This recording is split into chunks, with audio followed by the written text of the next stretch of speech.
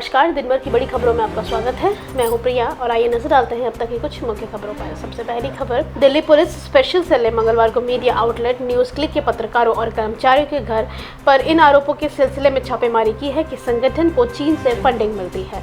हालांकि अभी तक कोई गिरफ्तारी नहीं हुई है। छापेमारी के दौरान स्पेशल सेल ने कई इलेक्ट्रॉनिक सबूत, लैपटॉप, मोबाइल फोन भी जब्त किए हैं और हार्ड डिस्क के डेटा को डंप भी लिया है। न्यूज क्लिक से जुड़े विभिन्न परिसरों पर चल रही दिल्ली पुलिस की छापेमारी 17 अगस्त को यूएपीए और आईपीसी की अन्य धाराओं के तहत दर्ज मामले पर आधारित है। यूएपीए और आईपीसी की धारा 135A यानी कि जो दो समूहों के बीच दुश्मनी को बढ़ावा देने वाली होती है, आईपीसी की धारा 120B आपराधिक साजिश की धाराओं के तहत मामला दर्ज किया गया है। सूत्रों ने बताया कि दिल्ली पुलिस ने जिन पत्रकारों पर छापा मारा है उनमें न्यूज क्लिक के अभिषार शर्मा भी शामिल है। शर्मा ने मंगलवार को एक्स पर लिखा कि दिल्ली पुलिस मेरे घर पहुंची, मेरा लैपटॉप और फोन छीन लिया। वेब पोर्टल की एक अन्य पत्रकार भाषा सिंह ने ट्वीट किया कि आखिरकार इस फोन से आखिर ट्वीट है। दिल्ली पुलिस ने मेरा फोन जब्त कर लिया है। सूत्रों के मुताबिक स्पेशल सेल ने गैर कानूनी गतिविधियां अधिनियम के तहत मामला दर्ज किया है। अगली खबर, कांग्रेस अध्यक्ष मल्लिकार्जुन खड़गे ने मंगलवार को महाराष्ट्र के नांदेड़ में एक सरकारी अस्पताल में दवाओं की कमी के कारण 24 लोगों की मौत पर दुख व्यक्त करते हुए जांच की मांग करी है। एक्स पर एक पोस्ट में खड़गे ने कहा कि महाराष्ट्र के नांदेड़ में एक सिविल अस्पताल में 12 शिशुओं सहित 24 मरीजों की मौत की खबर बेहद दर्दनाक है, गंभीर और चिंताजनक है। कहा जा रहा है कि इन मरीजों की मौत दवा व इलाज के अभाव के कारण हुई है। ऐसी घटना अगस्त 2023 में ठाणे के एक सरकारी अस्पताल में भी हुई थी, जिसमें 18 मरीजों की जान चली गई थी। पीड़ितों के परिवार के प्रति हमारी गहरी संवेदनाएं। लगातार हो रहे ऐसे हादसों ने राज्य सरकार की व्यवस्था कर सवालिया निशान खड़ा कर दिया है। हम विस्तृत जांच की मांग करते हैं ताकि इस लापरवाही के दोषियों को न्यायपालिका की कड़ी सजा मिले। कांग्रेस पार्टी के नेता राहुल गांधी ने भी एक्स पर पोस्ट कर कहा कि महाराष्ट्र के नांदेड़ में एक सरकारी अस्पताल में दवाओं की कमी के कारण 12 शिशुओं सहित 24 लोगों की मौत की खबर चिंताजनक है। परिवार के साथ मेरी प्रार्थना है। सरकार पर पलटवार करते हुए राहुल गांधी ने कहा कि बीजेपी सरकार अपने प्रचार पर हजारों करोड़ रुपए खर्च करती है, लेकिन बच्चों की दवा के लिए पैसे नहीं हैं। बीजेपी की नज़र में गरीबों की जान की कोई कीमत नहीं है। अधिकारियों के अनुसार डॉक्टर शंकर राव चौहान सरकारी मेडिकल कॉलेज और अस्पताल में मृतकों में 2 से 4 दिन की उम्र के 12 शिशु और शेष व्यक्त हैं। अगली खबर, भारत कनाडा के बीच राजनयिक विवाद गहराता चला जा रहा है। दरअसल भारत सरकार ने कनाडा की सरकार से कहा है कि वे अपने 40 से ज्यादा राजनयिकों को वापस बुला ले। मीडिया रिपोर्ट्स में यह दावा किया जा रहा है। कनाडा ने भारत के सभी 62 राजनयिक काम कर रहे हैं। भारत ने अब कनाडा से उसके 41 राजनयिकों को वापस बुलाने को कहा है। भारतीय विदेश मंत्रालय के प्रवक्ता अद्रिम बागची ने कहा था कि भारत में कनाडा के राजनयिक स्टाफ भारत के कनाडा में मौजूद राजनयिक स्टाफ से बड़ा है और इसमें समानता होनी चाहिए। बता दें कि भारत और कनाडा के आपसी रिश्ते इन दिनों सबसे खराब दौर से गुजर रहे हैं। दरअसल बीती जून में कनाडा के ब्रिटिश कोलंबिया के एक गुरुद्वारे के बाहर खालिस्तानी आतंकी हरदीप सिंह निज्जर की हत्या कर दी गई थी। कनाडा के पीएम जस्टिन ट्रूडो ने इसका आरोप भारतीय एजेंट्स पर लगाया था और वहां की सांसद पर खड़े होकर कहा था कि उनकी खुफिया एजेंसियों को ऐसी सूचनाएं मिली हैं कि इस हत्या के पीछे भारत शामिल है। जस्टिन ट्रूडो के आरोपों के बाद भारत ने बेतुका खारिज कर दिया था। कनाडा ने भारत के एक राजनयिक को निष्कासित किया था, तो भारत ने भी जवाब में कनाडा के एक राजनयिक को निष्कासित कर दिया। इसके बाद भारत ने कनाडा के नागरिकों के लिए वीजा सेवाएं भी निलंबित कर दी हैं। भारत सरकार ने कनाडा से निज्जर की हत्या से उसकी कथित संलिप्तता के कनाडा से सबूत देने की मांग की है, लेकिन अभी तक कनाडा की तरफ से कोई सबूत नहीं दिया गया है। अगली खबर, बहुजन समाज पार्टी की राष्ट्रीय अध्यक्ष और उत्तर प्रदेश की पूर्व सीएम रही मायावती ने बिहार जाति सर्वे पर अपनी पहली प्रतिक्रिया दी है।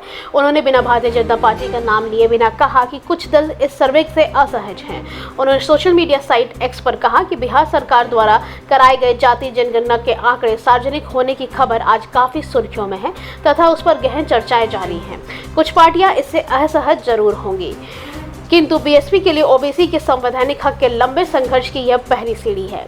मायावती ने कहा कि बीएसपी को प्रसन्नता है कि देश की राजनीति उपेक्षित बहुजन समाज के पक्ष के इस कारण नया करवट ले रही है, जिसका नतीजा है कि एसटी/एससी आरक्षण को निष्क्रिय और निष्प्रभावी बनाने तथा घोर ओबीसी में मंडल विरोधी जातिवादी एवं सांप्रदायिक दल भी अपने भविष्य के प्रति चिंतित नजर आने लगे हैं। अगली खबर, बिहार में जातीय जनगणना को लेकर सुप्रीम कोर्ट में एक याचिका दायर की गई है। इसमें याचिकाकर्ता ने जातीय जनगणना का विरोध किया है।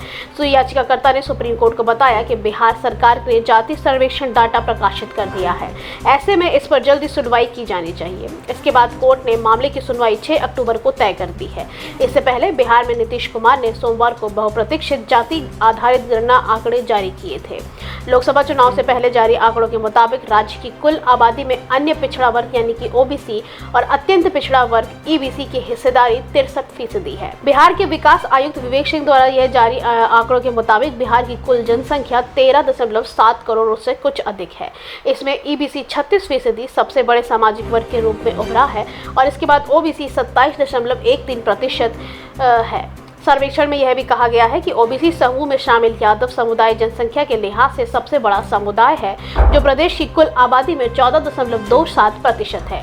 देश में आखिरी बार सभी जातियों की जनगणना 1931 में की गई थी। बिहार मंत्रिमंडल ने पिछले साल 2 जून की जाति आधारित जनगणना कराने की मंजूरी देने के साथ इसके लिए 500 करोड़ रुपए की राशि आवंटित भी की थी। बिहार सरकार की जाति जनगणना पर पटना हाईकोर्ट ने भी रोक लगा दी थी। हालांकि 1 अगस्त को कोर्ट ने सभी याचिकाओं को खारिज करते हुए बिहार सरकार के जाति आधारित जनगणना करने का निर्णय को सही ठहराया था। अगली खबर, पाकिस्तान की खुफिया एजेंसी आईएसआई की दुनिया के सामने अपने गुनाहों को छिपाने के लिए एक नई करतूत सामने आई है। आईएसआई भारत के युवाओं को गुमराह कर उन्हें आईएसआईएस के नाम पर आतंकी संगठनों में भर्ती कर रहा है। अगर ये आतंकी पकड़े जाते हैं तो आईएसआई की जगह आईएसआईएस नाम सामने आएगा। दूसरी तरफ पकड़े गए आतंकवादियों का वर्ष 2002 से अक्षरधाम पर आतंकी हमला करने वाले आतंकियों से लिंक सामने आया है। दिल्ली पुलिस अधिकारियों का कहना है कि पकड़े गए आतंकी का मकसद दिवाली के मौके पर भीड़-भाड़ वाली जगहों पर हमला करना था। दिल्ली पुलिस की स्पेशल सेल के वरिष्ठ अधिकारी ने बताया कि वर्ष 2002 में अक्षरधाम पर आतंकी हमला हुआ था। ये मामला आईएसआई व लश्कर-ए-तैयबा ने मिलकर करवाया था। आईएसआई ने यह हमला फरातुल्ला गौरी और उसके दामाद शाहिद फैसल से करवाया था। ये दोनों आतंकवादी हमला करने के बाद पाकिस्तान चले गए थे। इनके पाकिस्तान जाने से अक्षरधाम पर आतंकी हमले के पाकिस्तान के खिलाफ सबूत मिल गए थे। ऐसे में अब खुफिया एजेंसी आईएसआई ने भारत में आतंक फैलाने की रणनीति बदल ली है। अब आईएसआई आईएसआईएस के नाम पर भारत के युवाओं को आतंक के भर्ती कर रही है। आईएसआईएस के नाम पर भटके हुए युवा भर्ती हो रहे हैं, मगर इन भटके हुए युवाओं का हैंडलर खलीफा पाकिस्तान में बैठा हुआ है। अगली खबर, बिहार सरकार की ओर से जाति आधारित गणना के आंकड़े जारी किए जाने के बाद उत्तर प्रदेश में जाति जनगणना कराए जाने की मांग उठने लगी है। ये मांग कांग्रेस नेता अजय कुमार लल्लू ने की है। उन्होंने यूपी में जाति जनगणना कराने की मांग को लेकर मुख्यमंत्री योगी आदित्यनाथ को पत्र लिखा है। कांग्रेस नेता ने मंगलवार को एक्स पर पोस्ट करते हुए इस बात की जानकारी दी है। अजय कुमार लल्लू ने एक्स पर लिखा कि उत्तर प्रदेश में जाति जनगणना कराए जाने को लेकर मुख्यमंत्री योगी आदित्यनाथ को पत्र लिखा है। जाति जनगणना को एक अवसर के रूप में देखना चाहिए, जिससे ये पता लगना है कि लोगों की पहुंच का स्तर क्या है। यह न केवल सामाजिक विज्ञानियों के लिए बल्कि सरकारी के नीति निर्माताओं के लिए भी बहुत महत्वपूर्ण है। कांग्रेस के पूर्व प्रदेश अध्यक्ष ने सीएम को लिखा है कि यह सर्वविदित है कि उत्तर प्रदेश देश की सबसे बड़ी आबादी निवास करती है, जहां उत्तर प्रदेश की आबादी लगभग 23 करोड़ है। अभी पिछले ही दिन 13 करोड़ आबादी वाले देश के एक राज्य बिहार ने जातीय जनगणना कराकर उसके आंकड़े सार्वजनिक किए हैं। उन्होंने लिखा कि देश हजारों जाति उपजाति में बटा हुआ है और जाति एक ऐसी सच्चाई है जिसे झुठलाना और उसे खारिज करना हमारे विविधता से और विस्तार को चुनौती देना है। ये कटु सत्य है कि जाति के आधार पर सालों से लोगों का शोषण हो रहा है और दुखद है कि आज भी ये सोच समाज में व्यक्त है। आज के लिए बस इतना ही। बाकी खबरें जानने के लिए देखते रहिए द पब्लिक इंडिया। धन्यवाद।